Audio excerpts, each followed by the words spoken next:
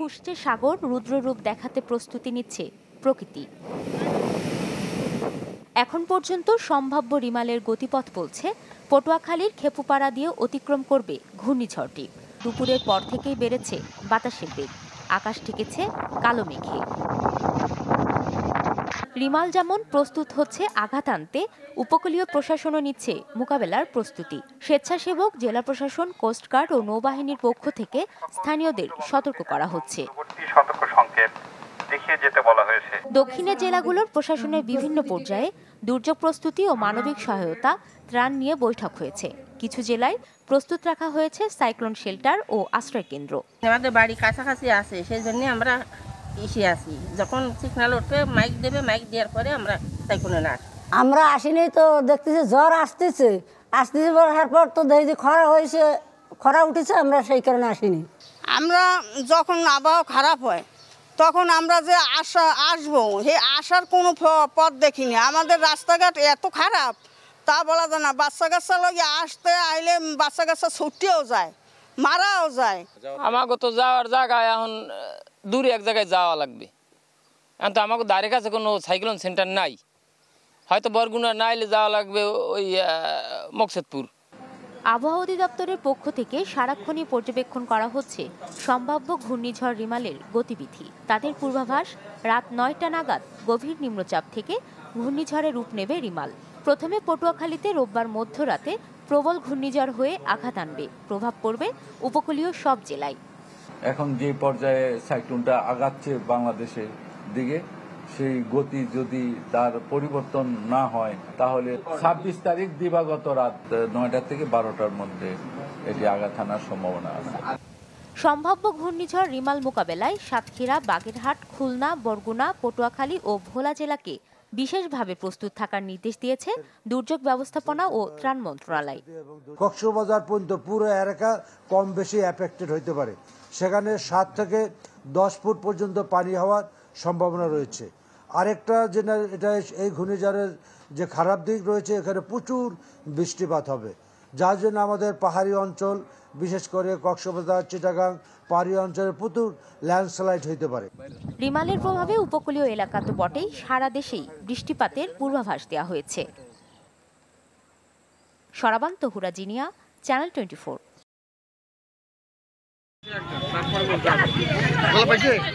ভাগ্য যাচাইয়ে চলছে মাটি খোঁড়াখুড়ির প্রতিযোগিতা।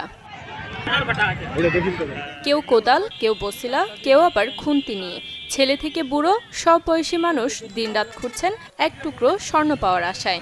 এমন কাণ্ড ঠাকুরগাঁওয়ের কাতিহার হাটের এই ইট ভাটাতে। আমার ভাই আসছিল কয়েকদিন, আমার ভাই আগে আসতো না, পরে আসছিল, আসার পর রাত্রিবেলা আসছিল, তখন ভোর ৩টা কিংবা ৩:৩০ তখন পাইছিল, তখন বাসায় নিয়ে গেছিল।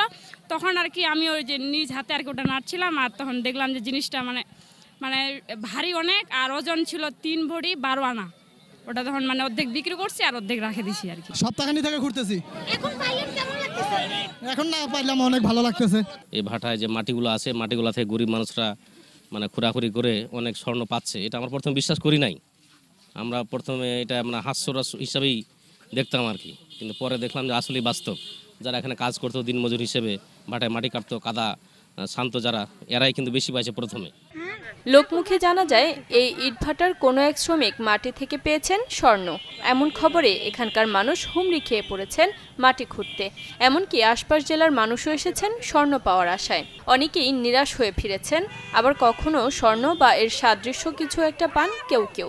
যদিও তা আসলেই সোনা কিনা যাচাইয়ের আগেই গায়েব হয়ে যান সেসব মানুষ। এদিকে স্বর্ণ পাওয়ার খবরেই খোঁড়াখুড়ির প্রতিযোগিতা বেড়ে যায় আরও বেশি। আমার বাড়ির পাশের লোক পাইছে, তারপর আমি বিশ্বাস করছি, তার আগে বিশ্বাস করি নাই। এখন দেখছি যে বাস্তব হয়, এই মনে করি 1 সপ্তাহ ধরে ঘুরতে আছি, যাইতে আছি, কিন্তু এখনো আমি পাই নাই। মানুষ পাইতেছে প্রতিদিন। 15 টাকা গোনাচ্ছি, পাই নাই, বাকি লোক পাচ্ছে। আজকে সারাদিন চড়াচ্ছি।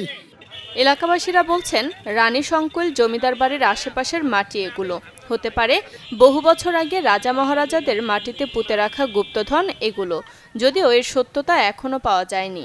জমিদার ওখানে পূজা করতো জমিদার, এই জন্য হয়তো ওখানকার মাটিটা এসছে, ওই জন্য আমরা সন্দেহ করছি যে ওখানকার এই সোনাটা হতে পারে আর কি। এই সোনাটা সব শ্রেণীর মানুষ এখানে এসে উপস্থিত, এবং আমি নিজের চোখে সরজমিনে দেখলাম এরা সবাই এখানে হাজির হয়েছে, এবং নিজে দেখলাম তারা খুঁড়তেছে। কিছুক্ষণ পরে 15 থেকে 20 মিনিট পরে নিজের চোখে দেখলাম যে একটা ছেলে হাতের ভিতরে স্বর্ণের একটা চেন সম্ভবত হবে হাতে ইনকা বিছাইছে এবং আমি নিজের চোখে দেখলাম চেনটা পাইছে। ইটভাটার ম্যানেজারের দাবি ভাটা বন্ধে একটি চক্র এসব গুজব ছড়াচ্ছে। সবাই চাচ্ছে যে মালিকের ক্ষতি হোক, ভাটাটা অফ হয়ে যাক, এই যে বিষয়গুলো। আর ওরা কি করতেছে, মাঝে মাঝে শয়তানি করে কেমিক্যালের কিছু জিনিসপাতি আনে মাটির মধ্যে পুঁতে রাখতেছে গোপনে আর কি। তারপরে মানুষ তো বাঙালিগুলো আসতেছে, খুঁজতেছে, খুঁড়ে যখন পাচ্ছে এগুলা উঠে ধারে দৌড় দিতেছে, দৌড় দিয়ে পরে যখন দেখতেছে যে না এগুলা কেমিক্যালের জিনিস, আসলে এর যদি কোনো কিছু যেত আমরাই খুঁজে লাগে পড়তাম ওগুলার মধ্যে যদি কোনো কিছু পাওয়া যেত। মাটি খোঁড়াখুড়ির নামে কোনো বিশৃঙ্খলা যেন না হয় তার ব্যবস্থার কথা জানান উপজেলা নির্বাহী কর্মকর্তা। সেখানে মাটিতে স্বর্ণ পাওয়া যাচ্ছে, এ নিয়ে এলাকার মানুষের মধ্যে একটা চাঞ্চল্যকর অবস্থার সৃষ্টি হয়। সেখানে তারা দিনরাত মাটি খনন করছে যাতে সোনা পাওয়া যায়। এই বিষয়টা নিয়ে যেন আইন শৃঙ্খলার কোনো অবনতি না হয় বা পরিস্থিতি স্বাভাবিক থাকে, সেই বিষয়ে আমরা সর্বাত্মক প্রস্তুতি গ্রহণ করেছি। গত 1 মাস ধরে এই ইটভাটায় মাটি খোঁড়াখুড়ি চলছে। গেল বৃহস্পতিবার থেকে তা সবার জন্য উন্মুক্ত করে দেয়া হয়। Desk report, channel 24।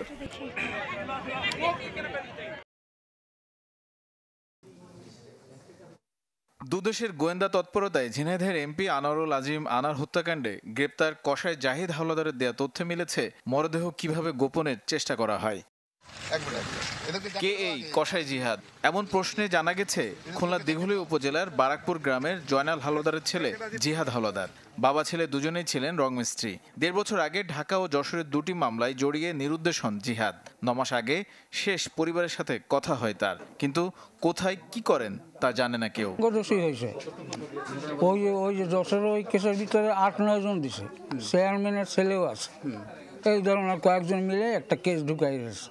সে ভয়তে ওরা পড়াইছে, তখন আমি গেছি জামাতে। পুরো 9 মাস 9 মাস আগে আমার সাথে কথা হয়েছে। আমার ছেলে কেমন আছে, আমি কেমন আছে, শ্বশুর শাশুড়ি কেমন আছে, জাস্ট 1 মিনিট কয় সেকেন্ডের জন্য কথা হয়েছে, সেটা মনে নাই।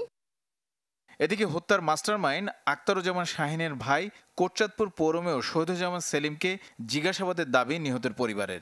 একই সাথে রাজনৈতিক ইস্যুতে হত্যা কিনা তাও খতিয়ে দেখার দাবি করা হয়। তার ভাই এই কাজের সাথে লিপ্ত, এরকম কাজ করে, তার কি জনপ্রতিনিধি হয়ে একটা দায়িত্ব নেওয়া উচিত ছিল না? প্রশাসনকে আহ্বান করব যে তাকে আইনের আওতায় নিয়ে আসা হোক এবং তাকে জিজ্ঞাসাবাদ করা হোক। সে দাবি করেছে তার আবেগের জায়গা থেকে, তার ভালোবাসার জায়গা থেকে। তদন্তে যদি আমার ভাই দোষী সাব্যস্ত হয় তাহলে অবশ্যই আমার ভাই বিচার হবে।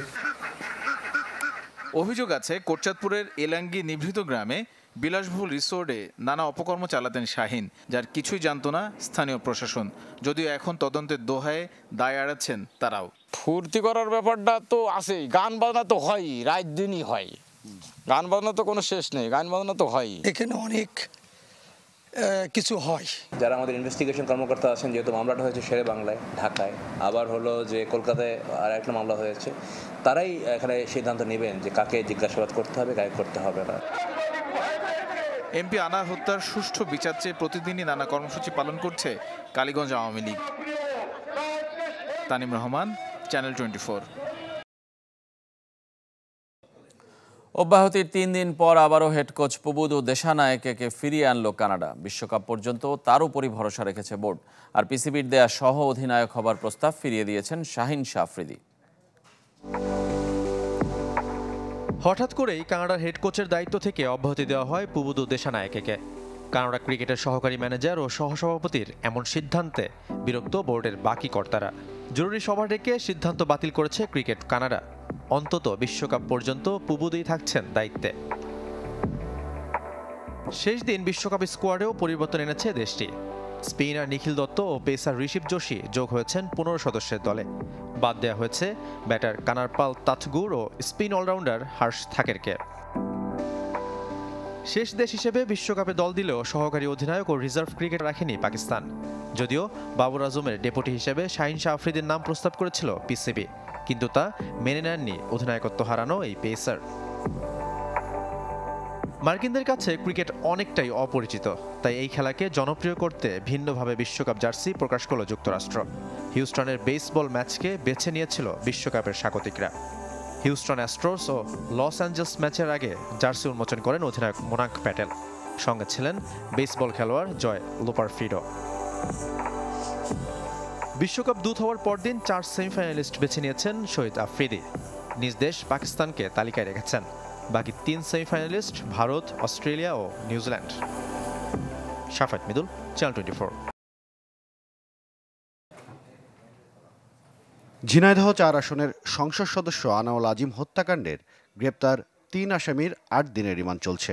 রিমান্ডের প্রথম দিনই গোয়েন্দা পুলিশকে চাঞ্চল্যকর তথ্য দিয়েছে আসামিরা। ডিবি কার্যালয়ে রিমান্ডে পাওয়া তথ্য সাংবাদিকদের কাছে তুলে ধরেন সংস্থাটির প্রধান। জানান, আগের 2 বারের হত্যা পরিকল্পনায় ব্যর্থ হয়ে তৃতীয়বারের পরিকল্পনায় কলকাতায় খুন করা হয়েছে এমপি আনোয়ারকে। গেল জাতীয় নির্বাচনের আগে ও চলতি বছর জানুয়ারিতে দেশে এ খুনের পরিকল্পনা হয়। তাকে হত্যা করার জন্য কিন্তু পূর্বেও 2 বার প্ল্যান হয়েছে, নির্বাচনের আগে একবার প্ল্যান হয়েছে, তারা ব্যর্থ হয়েছে। তখন তাদের কথা ছিল বাংলাদেশই করবে। দ্বিতীয়বার তাদের প্ল্যান হয়েছে জানুয়ারি মাসের 17-18 তারিখে। সেই প্ল্যান অনুযায়ী তারা কিন্তু আমাদের আনার সাহেবও গিয়েছেন দেশে, ওই দেশে, এবং এই চক্রটা কিন্তু সেখানে গিয়েছেন। কিন্তু যেভাবেই হোক হোটেলে থেকে সেটা এই প্ল্যানটার বাস্তবায়ন হয় নাই। তৃতীয় ধাপে সেই প্ল্যানটা তাদের বাস্তবায়ন হয়েছে। গোয়েন্দারা বলছে, হত্যার আগে সংসদ সদস্যকে ছবি তুলে ব্ল্যাকমেইল করার পরিকল্পনা ছিল হত্যাকারীদের। সেখানে কিন্তু যে ঘটনাটা, সেখানেও কিন্তু তাদের কথা ছিল তাকে প্রথম কিন্তু তারা হত্যাটা করবে না। প্রথম তাকে হানি টেপের মতোই তাকে ভয় দেখাবে, তাকে নোট ছবি, তার যে নোট ছবিটা তারা তুলে ছবিটা দিয়ে তাকে 2 দিন ব্ল্যাকমেইল করবে। তার কাছ থেকে, তার ইন্ডিয়া যে বন্ধু বান্ধব তাদের কাছ থেকে অথবা বাংলাদেশ থেকে টাকাটা নিয়ে আসবে শাহিন, যত কোটি টাকায় পারে। কিন্তু তাদের মূল উদ্দেশ্যটা ছিল তাকে হত্যা করবে। হত্যা তাকে করবে, কিন্তু 2 দিন তাকে রাখবে, রেখে তাকে বিভিন্ন জায়গাগুলি তাতে টাকাটা নিবে। এই হত্যাকাণ্ডের জট খুলতে ইতিমধ্যে ভারতীয় পুলিশের একটি দল ঢাকায় রয়েছে। জিজ্ঞাসাবাদ করছে রিমান্ডে থাকা আসামিদের। ডিবি প্রধান হারুনুর রশিদের নেতৃত্বে গোয়েন্দাদের 3 সদস্যের একটি দল ভারতে যাবে। ওদের কাজটা শেষ হলেই আমরা আমাদের 3 সদস্যের একটা দল আমরা জিও পেয়েছি, আমরা ঊর্ধ্বতন কর্তৃপক্ষের সাথে কথা বলে আমরা যাব। এদিকে কসাই জিহাদকে নিয়ে সকাল থেকেই কলকাতার বিভিন্ন স্থানে অভিযান চালিয়েছে ভারতের সিআইডি। জিহাদের দেয়া তথ্যে ভাঙড় এলাকার বাগজোলা খাল এলাকার বিভিন্ন খালে জাল ফেলে খোঁজা হচ্ছে মরদেহ। একই সাথে জিহাদকে নিয়েও সঞ্জীবা গার্ডেনে তল্লাশি চালানো হয়। হিরণ খান, চ্যানেল 24, ঢাকা।